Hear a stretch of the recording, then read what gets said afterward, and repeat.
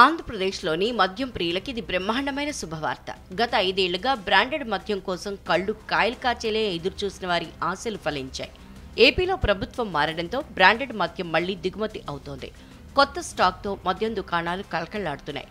తాజాగా king fissure బీర్లు గోడౌన్లకు చేరుకున్నాయి. గోదాముల్లోకి లారీల నుంచి బీర్లను అన్లోడ్ చేస్తున్న వీడియోను టీడీపీ అధికార ప్రతినిధి ఆనం వెంకటరమణారెడ్డి తన ఎక్స్ ఖాతాలో పంచుకున్నారు.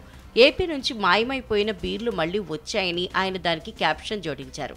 ఈ వీడియోపై నెటిజన్లు సంతోషం వ్యక్తం చేస్తూ కామెంట్లు పెడుతున్నారు. కింగ్ ఫిషర్ ఒక్కటే కాదని ఫలానా బ్రాండ్లు కావాలంటూ వాటి లిస్ట్ కూడా పెడుతున్నారు. దీనికి సంబంధించిన ఆనం త్వరలోనే అన్ని మద్యం బ్రాండ్లు దొరుకుతాయని పేర్కొన్నారు. మరోవైపు ఇష్టమైన మద్యం మళ్లీ అందుబాటులోకి వస్తుండటంతో నెటిజన్లు మీమ్స్తో సెలబ్రేట్ చేసుకుంటున్నారు.